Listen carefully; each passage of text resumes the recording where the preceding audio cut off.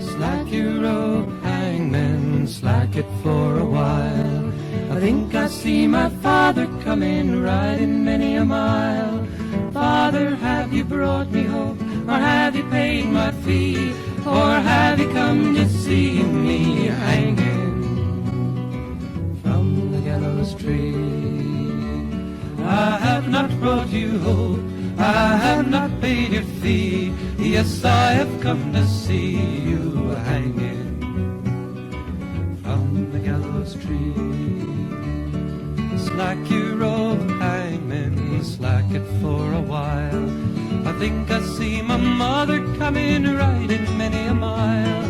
Mother, have you brought me home, or have you paid my fee, or have you come to see me hanging from the gallows tree? I have not brought you hope, I have not paid your fee. Yes, I have come to see you hanging from the gallows tree. Slack your rope, hangman, slack it for a while. I think I see my brother coming, riding many a mile.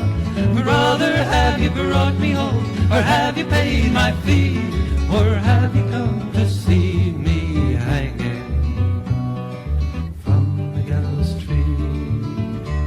I have not brought you hope, I have not paid your fee. Yes, I have come to see you hanging from the gallows tree. Slack your rope, hangman, slack it for a while. I think I see my true love coming, riding many a mile. True love, have you brought me home, or have you paid my fee, or have you come to see me hanging from the gallows tree? Yes, I have brought you hope, yes, I have paid your fee, for I have not come to see you hanging from the gallows tree.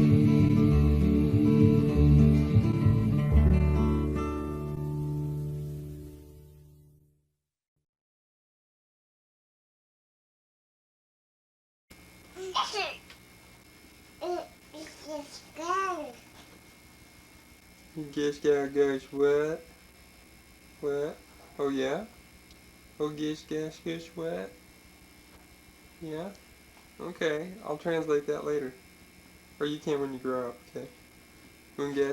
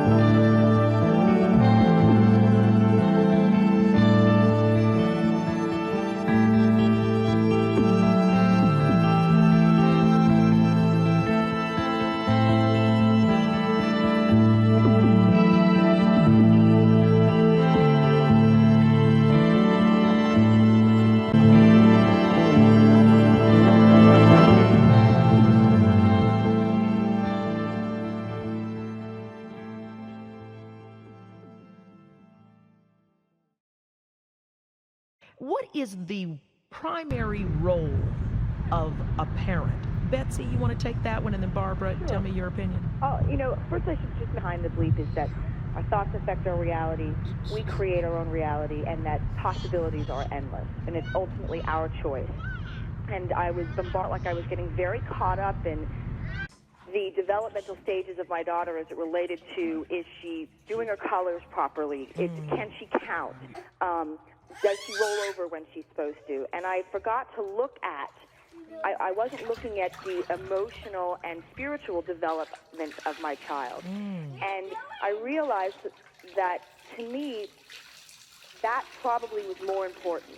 And that ultimately, if I could raise a child that felt confident, that was resilient, that was optimistic, and that felt loved and knew that she was loved, that ultimately the reading and the writing and the arithmetic would come.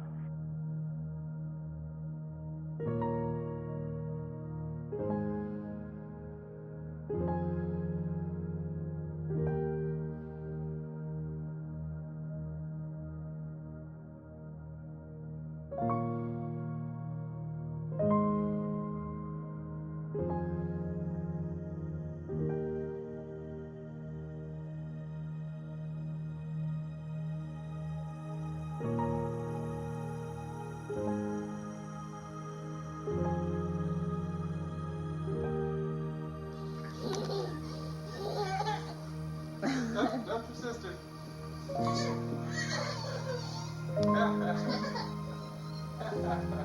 You dumped your sister. Rachel, don't drink the water. Don't drink the water, Rachel. Rachel?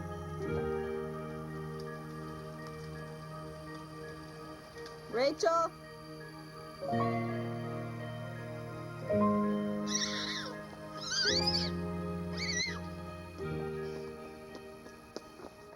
Sarah's got a face too. Diane's got a face too. I know, that's what we started with. John has a face.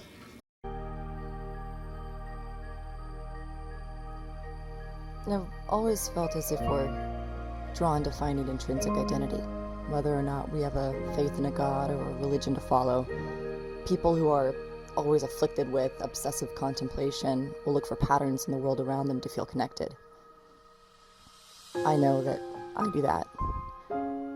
One person that I've been trying to figure out my whole life is my own dad. What it is about him and I that connects us aside from sharing DNA and having the same face.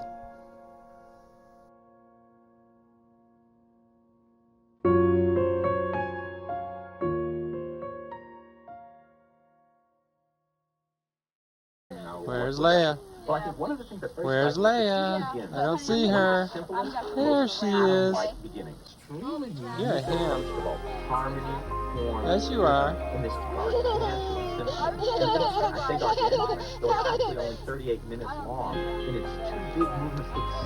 The desire to connect is isolating in and of itself. I used to think that the intensity of it was limited to adolescence.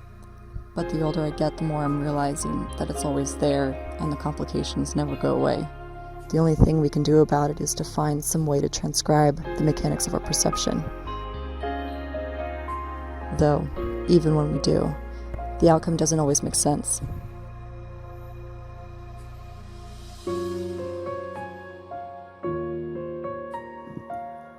This is where I like to come when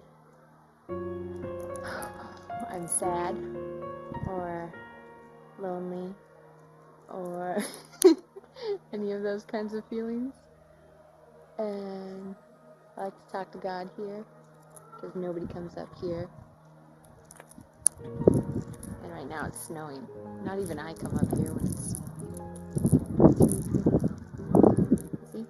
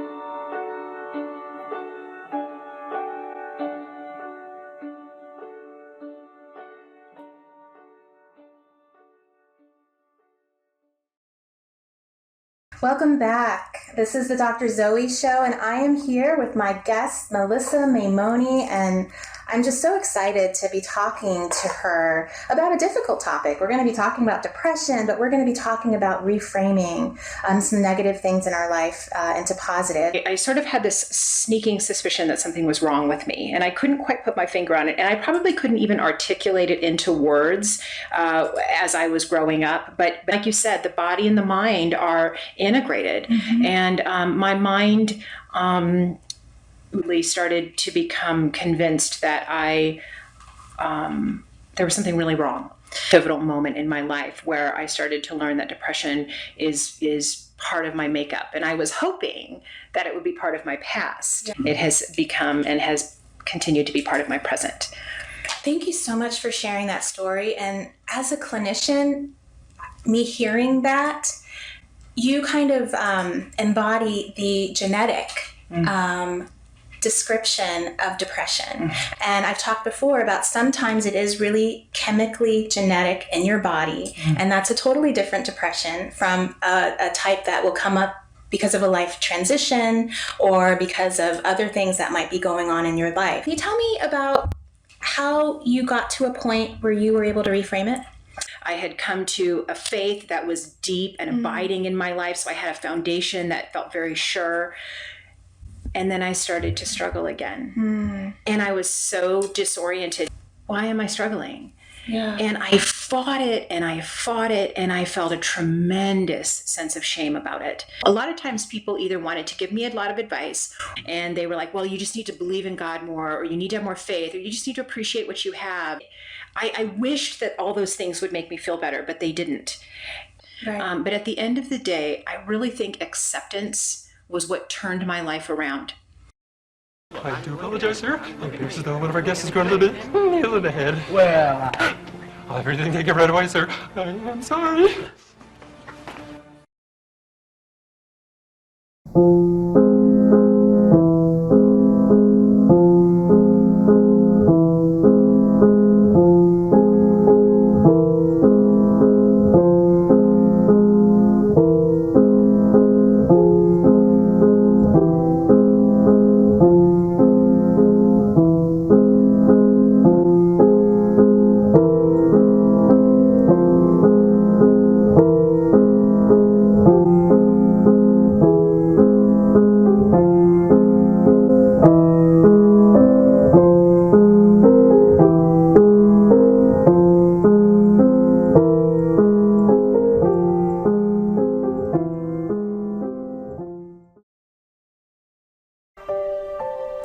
I don't want to be fake anymore. I want someone to love me for me. Is there anyone out there like that?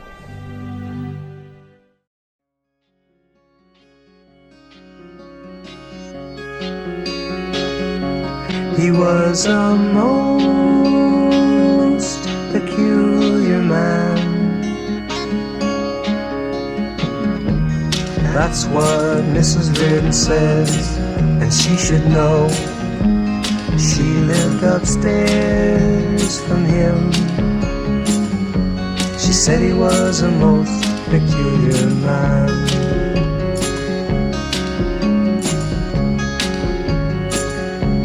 He was a most peculiar man. He lived all alone within a house, within a room, within himself. A most peculiar man.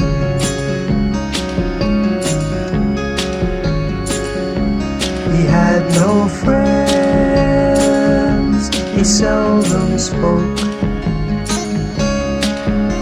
and no one in turn ever spoke to him, 'cause he wasn't friendly and he didn't care, and he wasn't like them. Oh no, he was a most peculiar man.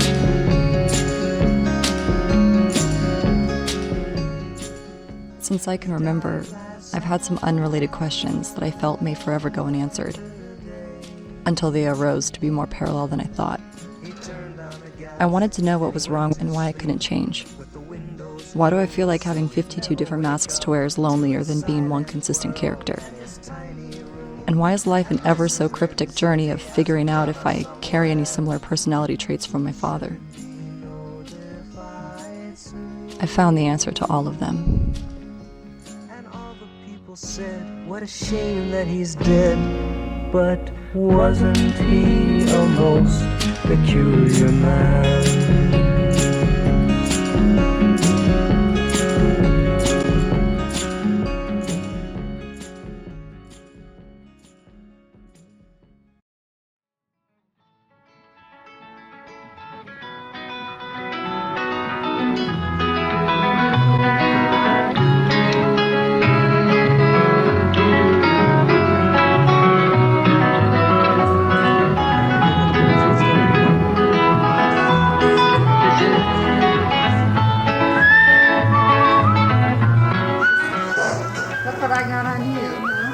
That's right, I'll show this to your boyfriend.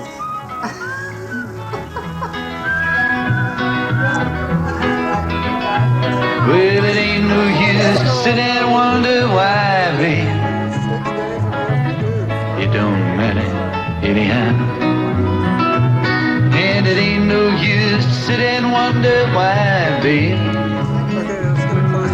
If you don't know by now, when the rooster crows at break of dawn, look out the window, 'cause I'll be gone. You're the reason I'm moving on, but don't think twice, it's alright. It ain't no use in turning on your light, babe. The light I never knew. Enjoy your kids. Take pictures of your kids. I'm on the dark side of the road. Still I wish there was something you would do or say to try and make me change my mind and stay. There's the mother of all three. Did too much talking anyway, so don't think twice, it's alright. I'm walking down that long, lonesome road, babe. Where I'm bound, I can't tell. But goodbye's too good a word out, so I'll just say farewell. Now I ain't saying you treated me unkind. You could have done better, but I don't mind. You just kinda wasted my precious time. But don't think twice, it's alright. Oh, it ain't no use in the cold line, my dang girl, like you never did before. Hiya. What are you doing? Hi. I can't hear you anymore. I'm a thinking and a wondering all the way down the road. I once loved a woman, a child and told. I gave her my heart, but she wanted my soul. So don't think twice, it's alright. La la la la la.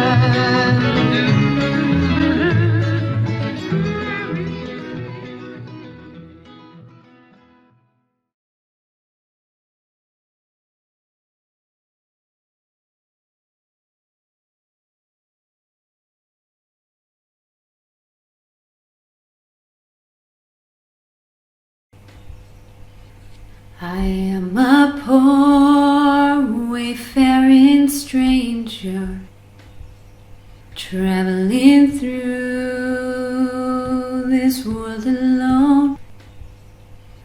And there's no sickness, toil, or danger in that bright land to which I go. I'm going there to see my father.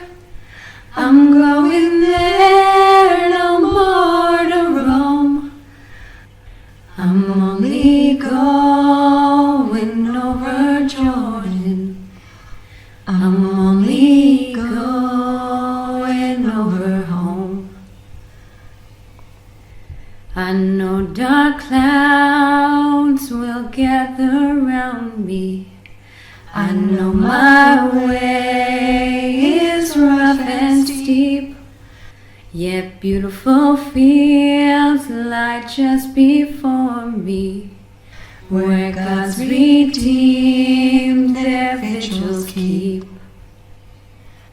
I'm going there to see my mother. She said she'd meet me when I come. I'm only going over Jordan. I'm only going